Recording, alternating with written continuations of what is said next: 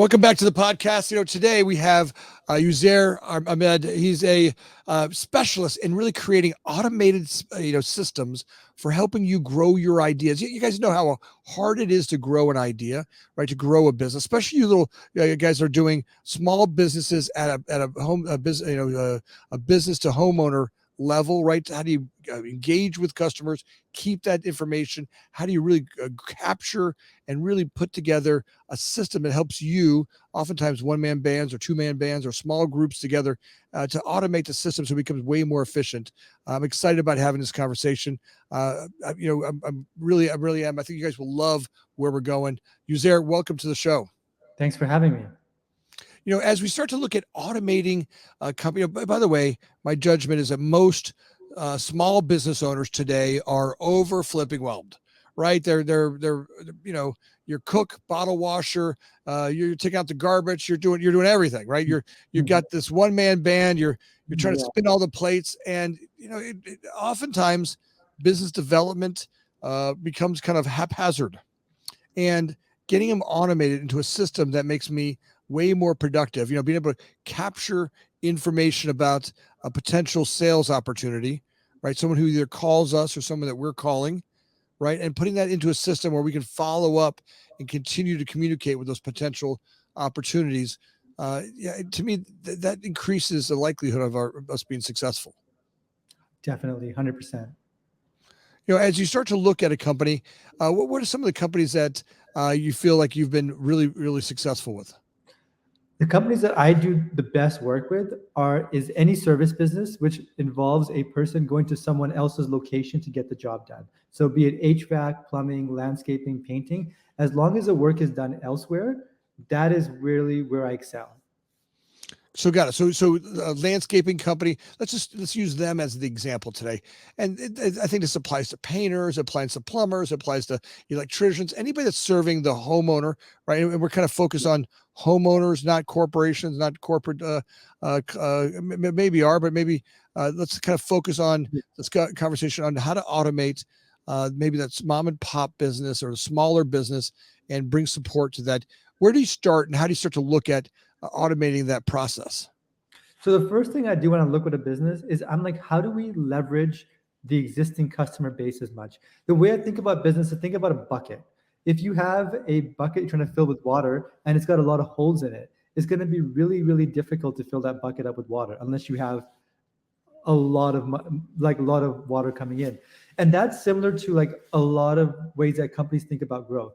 So when you have a small business, you're always thinking about how do I grow this? How do I grow this?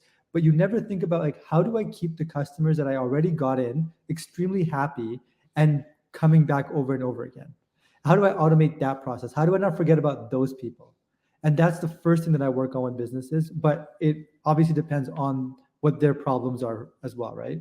But that's generally what I find works best. So I mean, starting with your existing customer base. All right. Yeah. So I'm a landscaping company. I want to communicate to my existing customer base, right? I want to find a way to automate that.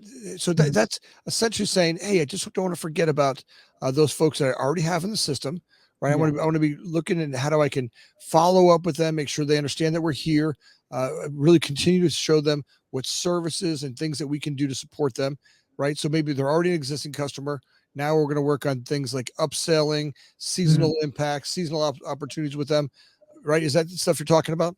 Yeah. So you want to make sure you automate that entire process, right? So if someone signs up for your service, depending on the service they've got, you can segment the list based on how much money they spent with you, where they are in a city, if they're opening up your emails or not. There's many ways to segment that, and just make sure you have a system where you are automatically just maximizing the long-term value of each customer you get in. And that way you can also afford to spend more on marketing too. Yeah, no, I get it.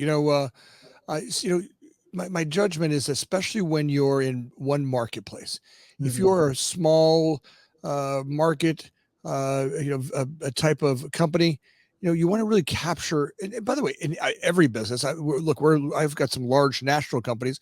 I want to be capturing all of the data of all the people that are in my segment of work. Right? If all the people that could be potential customers for us, I want to be capturing information about them and start to articulate great conversations that I can communicate to them on an ongoing basis, right? They may not be my customer today, but at some point there's going to be an opening, an opportunity, and I want to be there when they have it. I want to be there top of mind. I want to do that in a way though that's friendly and open, so I can say, hey, look, I'm a landscaping company, but let's talk a little bit about what I do during the winter, or what I do in the spring, what I do in the heat of summer, right? What am I doing during fall when things are shutting down? So I can start to really articulate some Yeah. broader ranges of services. You brought up a great point there. I don't want people to miss out on. It's like the friendly approach, the friendly way of talking to these customers, because you don't want to come across as a marketer. That's the That's right. worst way to do it, right? So if you come across as a genuine person and just describing the different services that you have, that's the approach that I find works the best. But you also want to leverage technology as much as possible too, right? So with AI, I think that the AI rocket has launched, and we're just looking back at it now. But I don't think people generally understand what's really happening in the world right now, and it's hard to because it's moving so fast, right? So a simple thing like email marketing, you can send customized videos with you're saying their name to all your clients automatically. Yeah. No, I mean, so let's kind of back up, because I think AI is not something that a lot of my friends, look, I'm 55 and I started life with no computers. I've had to change every single year for 40 years. So, it was 15 we got our first computer, and every year for the last 40 years I've had to upgrade my brain, right? I'm exhausted by it, right? And a lot of my friends are too. A lot of my friends are like, all right, dude, can I just make it from here to retirement without going through this AI thing? It's all just a fad. I mean, there are people when computers first came out, oh, it's just a fad, right? Oh, this internet thing, oh, it's just a fad. Those college kids are gonna, they're chatting in there, it's all just a fad, Yeah. right? They could not see that the company would go where it is today, Yeah. or where AI or where the computer world could go today. I don't blame them too, especially with AI though. It's moving so fast that someone like who's spending like my entire day just keeping up, I can't even keep up. So if you're a business owner and you've got a million other things to do, no one expects you to keep up. But it will help you a lot if you do, or you have someone that helps you keep up. Yeah, I try to tell my friends, look, if you're not trying to use AI platforms at least a few times a day, look, I get it. You're scared. I get it. And a lot of friends were, that's it. I just got to make it to retirement. I'm like, look, you're not going to make it. You're not going to make it. You're literally not going to make it. Yeah. AI is here. If you do not fully get your business and your systems into the digital platform, right? Number one, the future will be run on AI.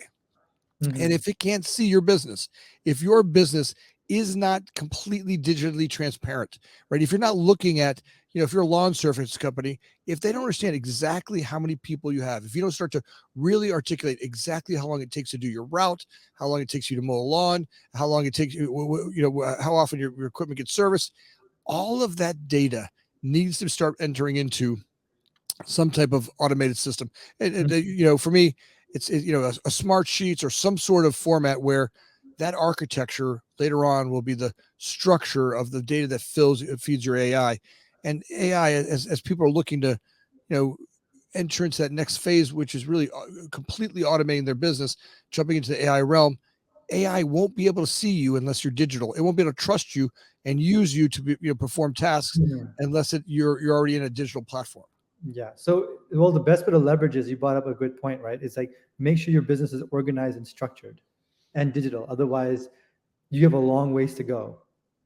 Right here, start now with small steps, because at some point, those who get into artificial intelligence will separate from those who do not so quickly that you'll never be able to catch up.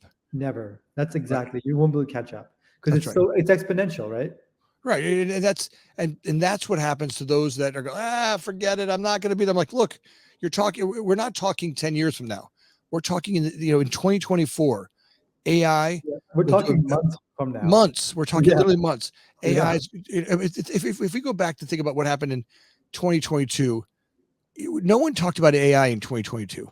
Right. It may be towards November, December, there was ChatGPT had come out and they were like, oh, that's kind of cute. It was like this little cute toy that everybody played with.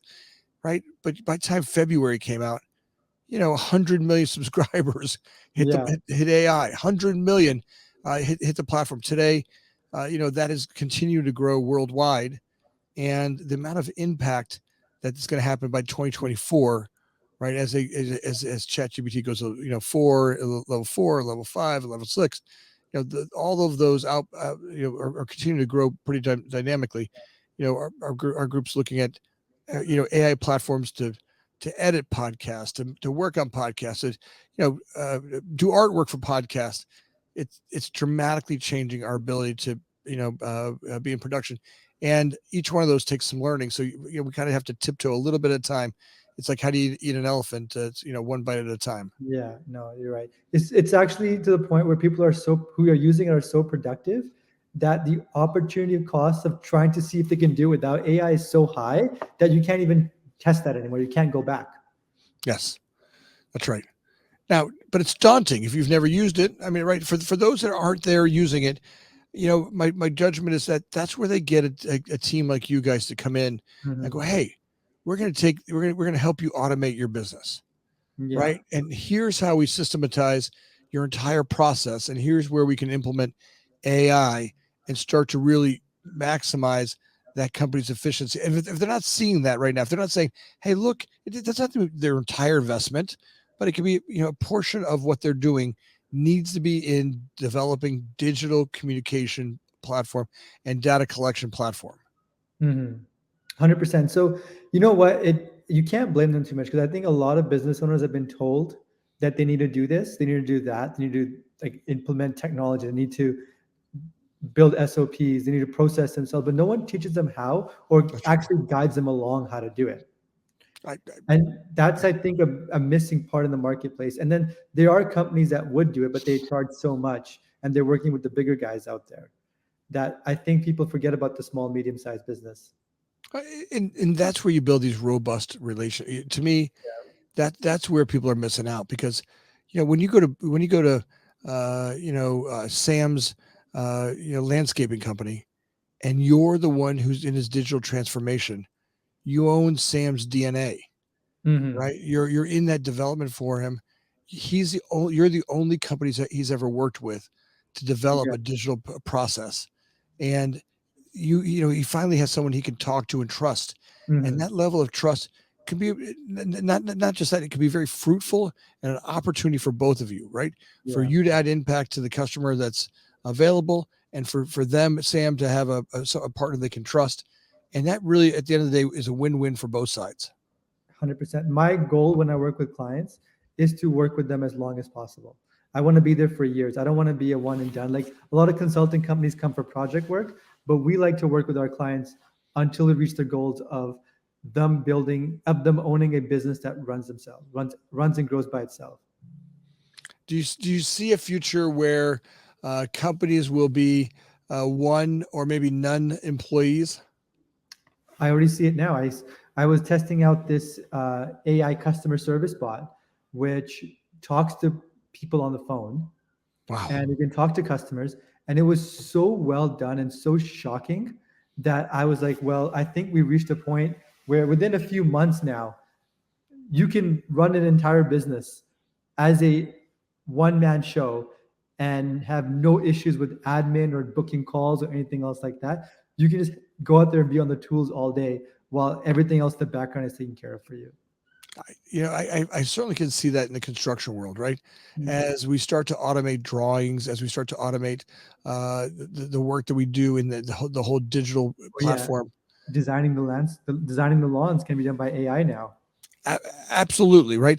And then if it can design it, and then it can scope it, and it can hire people directly, right? Imagine now AI can put together schedules and a process by which you can go to the marketplace and find Mhm. people to install and do that work for them, right? Yeah. All of a sudden it becomes like Uber, right? The whole value of Uber was it got rid of the taxi companies, because now the AI platform or the algorithm could now go directly to to the driver, and the Mhm. driver got paid instantly, right? They did their work, right? Everything that was nonsense about the taxi world, which was get your car, go down to the taxi thing, get in Mhm. one of their taxis, go to go do work, maybe get paid at the end of a pay period or something like that. Put your hours in. Now you just turn on your app, start driving, pick people up, drop them off, you turn off your app, get paid. 100%. It makes things so much easier, right? I think that's what technology does. I also think that if you're in the trades, you're in the safest place right now, and in a potential gold mine, because we're seeing less and less tradespeople available. Mm.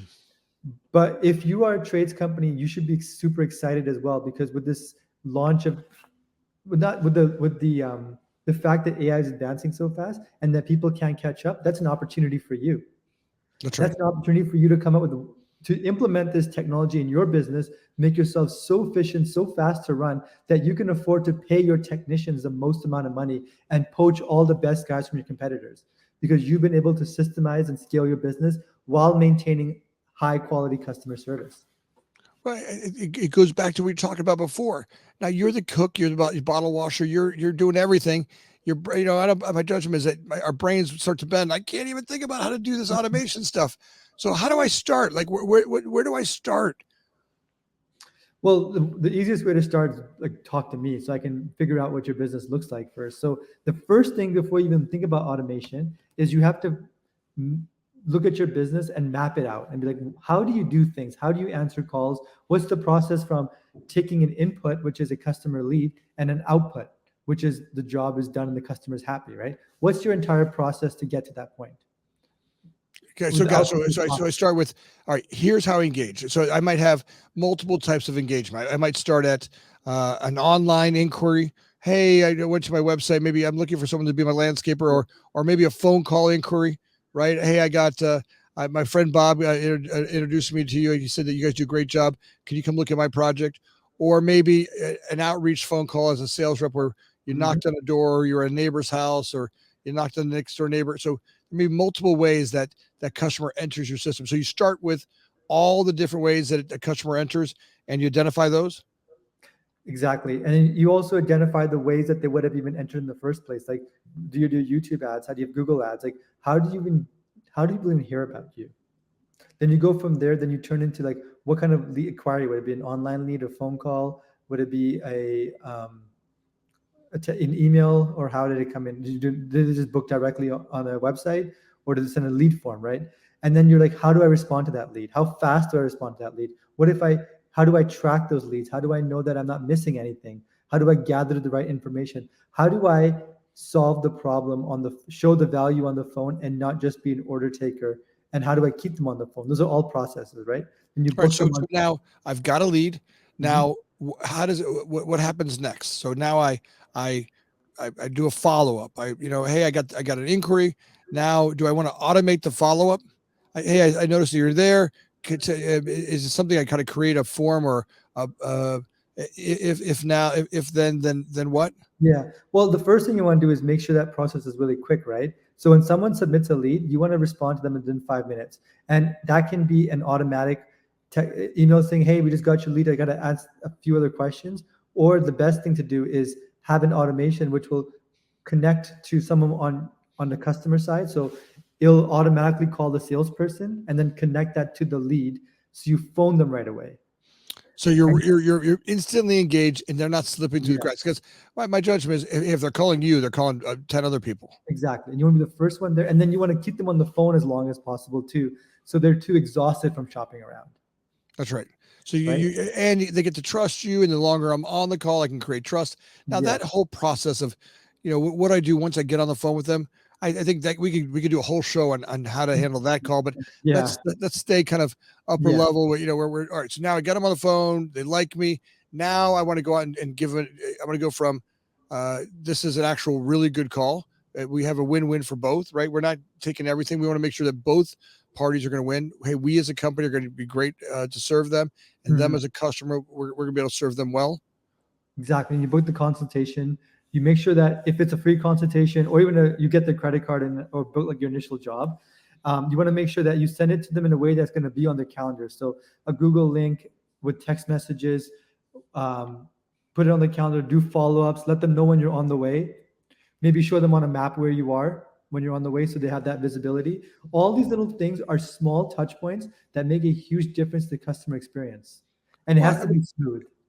I mean, look, because I think there go in lies the darkness of the past. I mean, what was great about Uber was, when I used to do taxis, I'd have to get up an hour earlier to take a taxi to the Don't airport. even talk about it was a million times better. I actually went to a city the other day without Uber, and it was an impossible task to get a taxi. But by Impossible. the time I called, I didn't the dispatch happened, and then it went to this black never land. Yeah. And you're like you got this crystal ball. When is my taxi going to come show Mhm. up? And you're like, come here, taxi, and you don't know when the taxi gods are going to drop a taxi. But then Uber came, and you could see it. You could see it moving towards you. You have to remember too, it's not just that, it's also the way they did it too is very easy to see. It's not just the fact that the app was also very slick. The user experience was there. I've seen taxi companies try to replicate that on a budget and their app is just clunky. Yeah. So the experience has to be smooth too. But yeah, the point is it made a huge difference to know where you're guiding. Now imagine you now have your landscaping company the same way. Hey, Mhm. I'd like to meet you on Tuesday at 3 o'clock in the afternoon. Now you could see us. Once they start heading towards your way, hey, they get a text. Hey, I'm heading your way. Estimated Mhm. time of arrival. Boom. I've got an estimated time of arrival. Oh my God, I forgot about my meeting. Let me run home. Right, I'm at work or I'm at the shopping center. Hey, or I can text back. Hey, I'm stuck at work, or so I don't waste my time going there. Just creating, the more I create the automated, or hey, just a reminder, this afternoon at 3 o'clock, you've got a meeting with Bob from our sales team to come look at your project, right? Just those. My dentist does a great job of that. My dentist has that like a week out notice, and then like a 3 day out notice, and then the day before notice, and the day Mhm. of notice, and then like an hour before notice. Yeah. I feel like sometimes I'm like, okay, I got it, but Yeah. how busy we all are. They probably are they're probably on time client now is probably so much more efficient because they're getting those that to me is all automated. There's not someone in there having to do that the whole time. It becomes an automated, completely automated system. 100%. Yeah. So that's a key thing is make sure it's all automated. And all this small stuff just adds up and provides a great customer experience. But at the same time, you also can do things where you can avoid um, losing money. So for example, if you have HVAC business, you can send out an email beforehand or a text message saying, hey, check for these common points. Like, is your thermostat on or off? Like your furnace might not be working, but have you tried turning your thermostat on? Here's how you do that, right? And if they do that, you can be like, all right, perfect. I just saved a service call and they That's right. save money as well. So there's so many things. You can just be very creative with all of this. Yeah, and that's really where, if you're hiding from technology, you're not using it for its benefit, right? I Mhm. mean, the gift of technology is that it makes our businesses more efficient. Now, that doesn't feel true to the man or woman who's not trying it and doesn't understand it.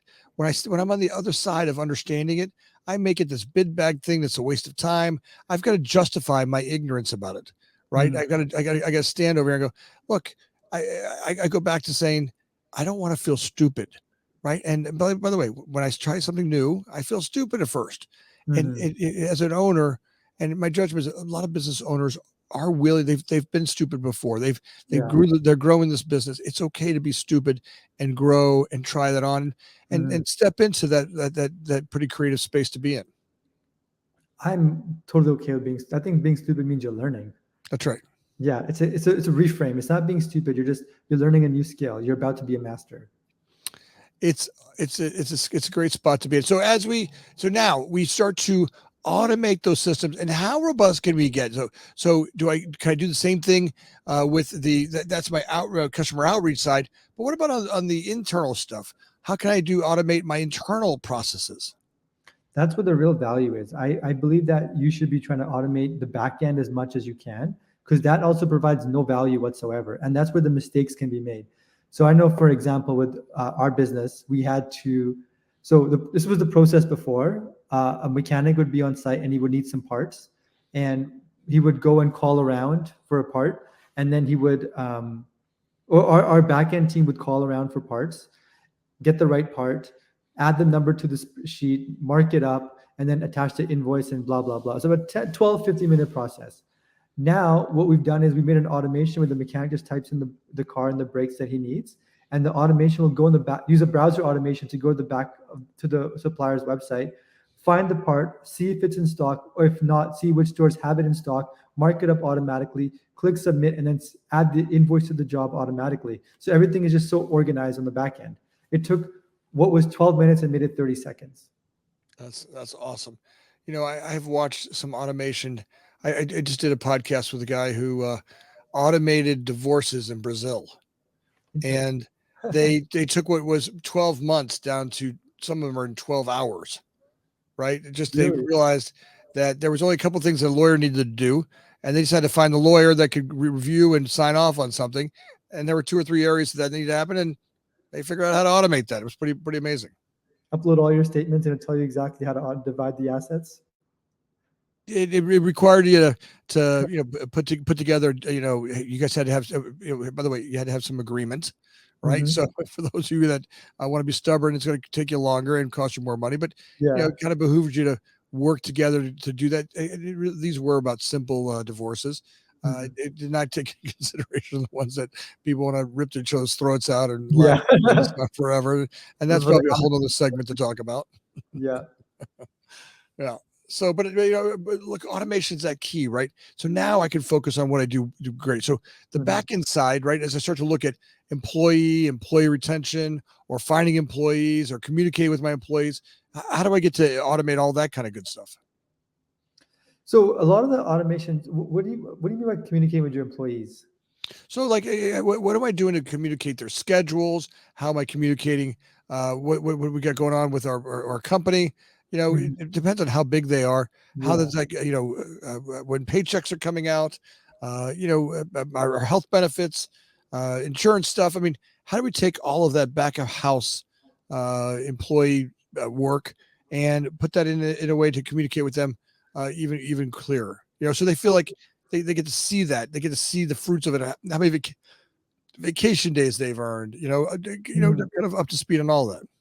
So the best way to do that really is to create a vector database. So what you do is you create a chatbot, which you input all your information. So your knowledge base. So all your SOPs, how to do things, your policies, etc. You also can input your backend information too, including like payroll, vacation days, your statistics, all that stuff. And then what people can do is they can just ask the chatbot, like, how many vacation days do I have left? Answer is given to you. Or they like, how do I do this particular task? I'm stuck here. What happens here? And if you've given all the information before, you can the chatbot will tell the person. And this can make onboarding and training super easy as well. Because you just That's a did it tough one one, time. right? And, Yeah. yeah. So let's talk about onboarding. Look, that's my another big spot of where I feel like people are conflicted. Hey, by the way, I've done this. I've messed up plenty of great new employees by onboarding them inappropriately. Yeah. Right? We don't spend the time or go through the practice of fully training, fully vetting. Sometimes we rush them into the company. We need you now. We've been waiting for that. We need that employee. Come now, drink off the fire hose with us. And Mhm. now we have people start from the beginning already upside down, feeling overwhelmed. And this is where that chatbot comes into play because it can take all the information about your business and it can answer them in ways that they can ask questions for us. So the same way they would ask you 1,000 questions, they can ask the chatbot. And the best part is with a chatbot, there's no stupid questions, right? So they won't ever feel like, oh, I shouldn't ask this question. They can ask anything and get it. But you as a business owner, you only have to be organized once, and then you can infinitely onboard people and they can all take onboard themselves. That's amazing. You saw. I think it's amazing how you guys have done this, and you're cutting through. You're cutting through all of the confusion, right? Like, look, owners, business owners, look. If you're listening right now, you're not on your own. Stop being so egotistical and feel like you're the only one that can do this. It's nonsense. Find partners, find companies that can support you, right? You start. It's a way to really help those individuals, reach out and bring on an expert that can help automate your system. What does it hurt you to start to try? I can promise you, if you don't start now, those who will be taking over your business very shortly. Guys, you got to remember, the barbarians are coming at your business, and they are. There's a constant battle as a business owner to remember. I'm fighting a great battle here. I may be doing great. But today's not what I'm worried about. I got to be worried about what's going to happen tomorrow. And as I'm dealing with today's problem, sometimes I forget about thinking about the future. And when you're doing great, that's even more time to make sure that you continue to do great by building in those systems, building in those automations, right? Bringing in that talent to help you, make your future growth that much smarter. 100%. Yeah, it's the question of like, if you don't do it, the next guy will, and the next guy's going to eat your lunch. That's it.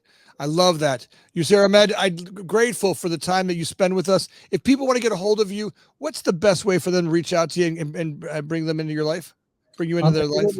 Yeah, so if you go to cottonwoodautomation.com. So cottonwoodautomation.com, and I'll put the link to that down below.